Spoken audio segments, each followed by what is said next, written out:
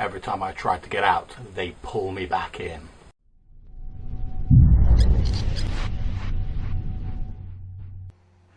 Welcome back to the Red Dice Diaries, and in this video I'm going to be talking about the undeniable appeal that the fantasy genre has in RPGs.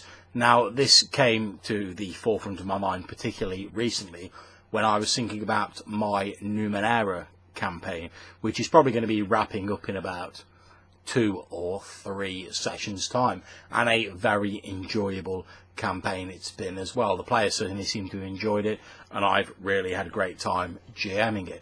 But inevitably, as such campaigns do, it started to come to a close, and I'd far rather wind up a campaign with a big bang, a big finish, than have it continue and just dwindle on until everyone loses interest and eventually it stops playing. Over the years, I've come to prefer a defined, definite end to a campaign. But inevitably, that leaves you with the question of what campaign should I run next? And I've been mulling through a few thoughts in my mind, and one of the ideas I suggested to my players, since obviously I want to get their input as well, was the Jade Punk Wuxia style Magitech sort of setting, which I quite like the look of. And also I was thinking about maybe the Wild Blue setting, which is a sort of semi-sci-fi Western gunslingery Fate game where everyone has strange superpowers, and that's very interesting. I've run it a few times, both face to face and on Google Hangouts, and have very much enjoyed that. But as is often the case when I come to thinking about a new campaign world, I looked over at my bookshelves and I've got science fiction games, horror games, futuristic games, modern day games, but inevitably my eye is always drawn to the section of my bookshelves that contains the fantasy books, and whether that be D&D, Warhammer Fantasy Roleplay, Advanced Fighting Fantasy, whatever, I must say that the fantasy genre in particular holds an undeniable appeal to me. In fact, I even ran an impromptu panel recently where we talked about what were some of the things that make a great fantasy campaign, and I'll put a link to that down below. Now, I've always prided myself on enjoying variety in RPGs, but as I thought about it more, I thought, well, actually a large portion of the games I'm playing and or running in at the moment are actually fantasy games. I'm playing in Jenny Green, the Rogue DM's Advanced Fighting Fantasy game, which is very enjoyable, and also I'm going to be playing in an AFF one-shot that she's doing soon, hopefully. I'm running a short-term Dungeon World campaign, which will be wrapping up soon, which is obviously fantasy. I'm running Numenera, which, although I suppose weird fantasy is the way it describes it in a book, but it has undeniable leanings towards fantasy. And if I look at a lot of the other games I've played and or ran recently, a lot of them fit roughly into the same genre. Now, I'm not saying that there's no variety in fantasy, because as we discussed in the recent panel, there are a wide number of subgenres and cross-pollination between these subgenres of fantasy. You'll often find, for instance, elements of swords and sorcery in otherwise high fantasy game. You may find elements of horror sneaking into fantasy. You can bring in various other genres. For instance, you may have a murder mystery set in a otherwise fantasy campaign. Numerous different things you can do. There's a whole wide gamut of different things and different aspects to a fantasy campaign. But I found myself thinking, well, what is this strange sort of appeal that certainly for myself keeps drawing me back time after time to the fantasy genre, especially when it comes to role-playing, but also a lot of the books I read are arguably of that genre. And I've come to the conclusion that there's a few different elements that make fantasy attractive to me. One is that as a GM, I prefer to have the players be able to generate characters with as little difficulty and as little hard work as possible. I want a rule system and a setting that allows them to take their ideas put them on paper as quickly as possible so that we can jump into the game and start telling interesting and exciting stories.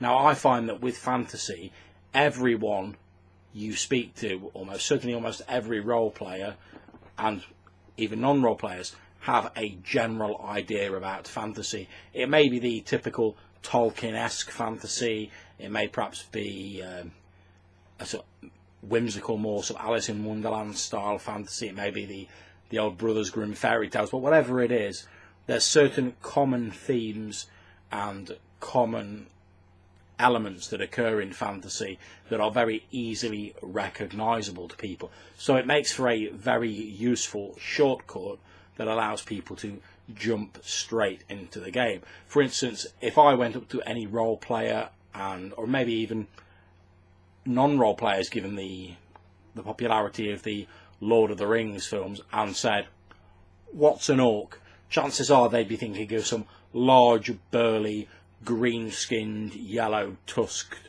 savage, barbarian-like creature with a penchant for murder and mayhem. And that can be very useful when you want to either do a quick game or you want to ease people into a game. Since if I was running a science fiction game, if I said science fiction, I could be talking about Star Wars, a sort of space opera, science fiction, a light science fiction. I could be talking something like Dune, or maybe even something a little more harder science fiction. And I think there's a lot more difference between the various different types of science fiction than perhaps there is between the subgenres of fantasy. Maybe, maybe not, but certainly to me it seems that way.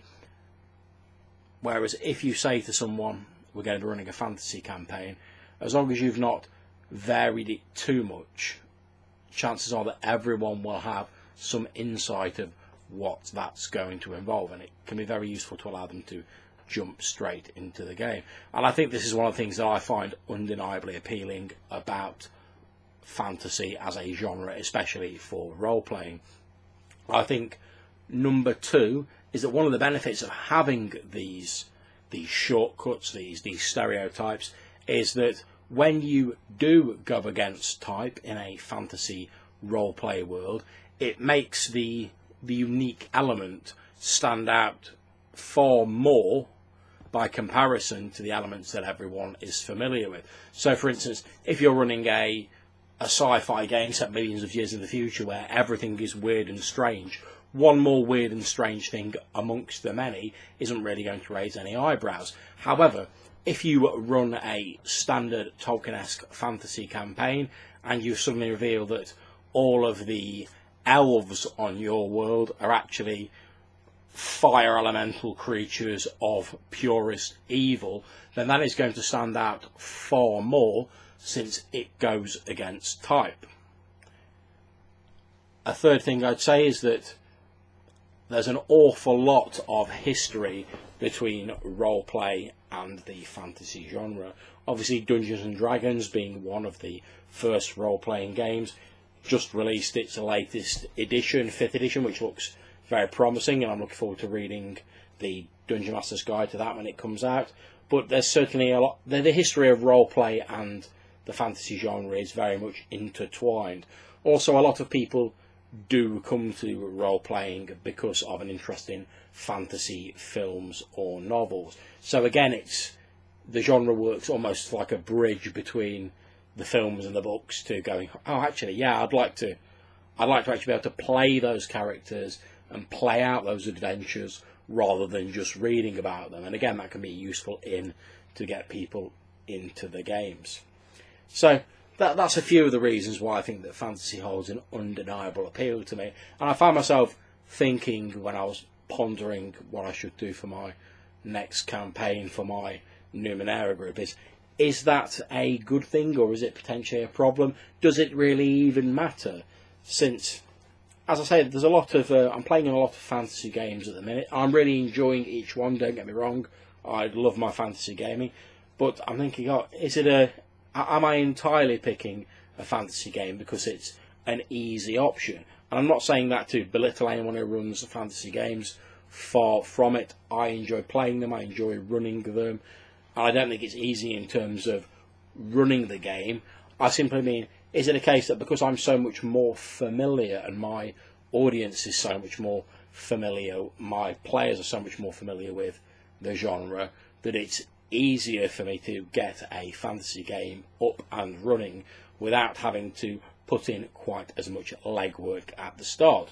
For instance, if I want to run a science fiction game, I might have to prepare a fairly detailed handout detailing the historical background, what level of tech is appropriate, where the game is taking place. Does faster than light travel exist? What about warp gates? How common are spaceships? Have alien races been discovered? And a whole wide variety of different things. If I wanted to run a standard fantasy campaign, and I mean one that doesn't have any real standout elements, but is effectively a traditional sort of faux medieval fantasy campaign, all I'd really need is the system, the briefest of descriptions, and I could pretty much pick up and run with that game as it was. I'm not saying that it would be the greatest game in the world. It probably wouldn't even be a tribute to the greatest game in the world, since basically the more you put in, the more you get out. But I think there's a certain level of background prep and of sort of decision making that running a fantasy game negates the need for. If I'm running a fantasy game that's close enough to a standard sort of Tolkien-esque fantasy, then I don't really have to describe what orcs are, elves, dwarves, etc. The only details I really need to give to the players in advance are perhaps details of their immediate setting and any points that are known to differ from the traditional fantasy model. And in particular, I found myself, when I was thinking about what game to run next, I found myself thinking about using Dungeon World. And Dungeon World must be one of my two favourite systems at the moment. It's a very close run thing between Dungeon World and Fate.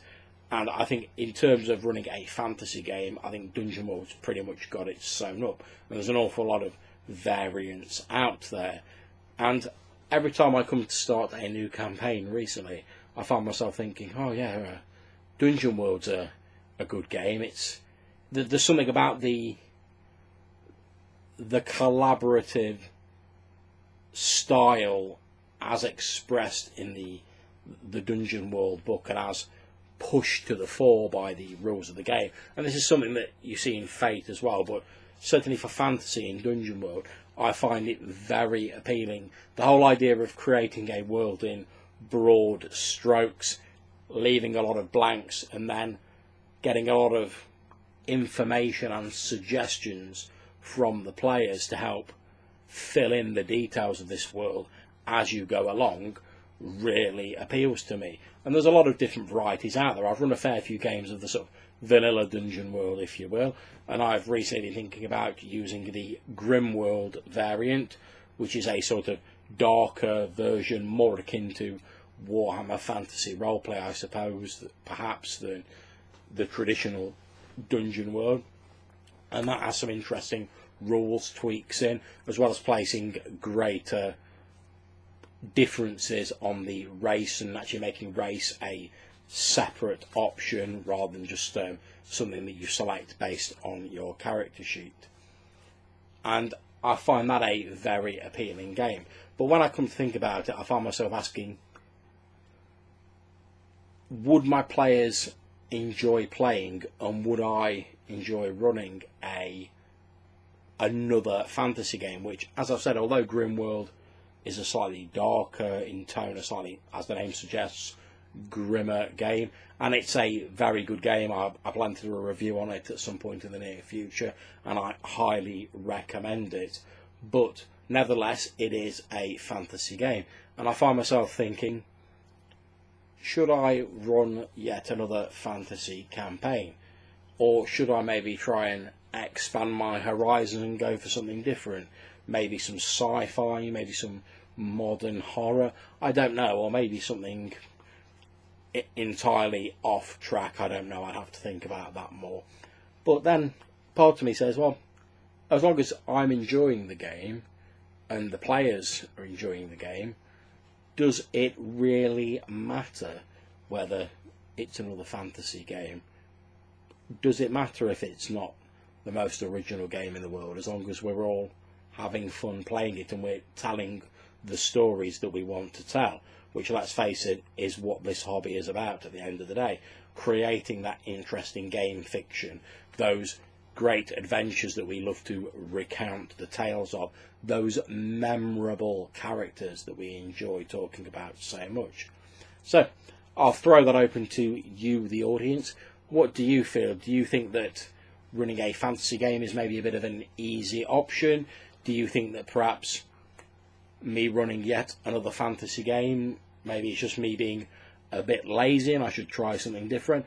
Or do you, like me at the minute, think that it doesn't really matter as long as everyone's having fun playing the game and the game system and genre allow us to tell the stories that we want to tell as a group? So let me know what you think in the comments below, or as always, hit me in the Google Plus comments. If you've enjoyed this video, please feel free to click on like and subscribe by clicking on the red dice up there. Until I see you next time, thank you very much for listening. Take care.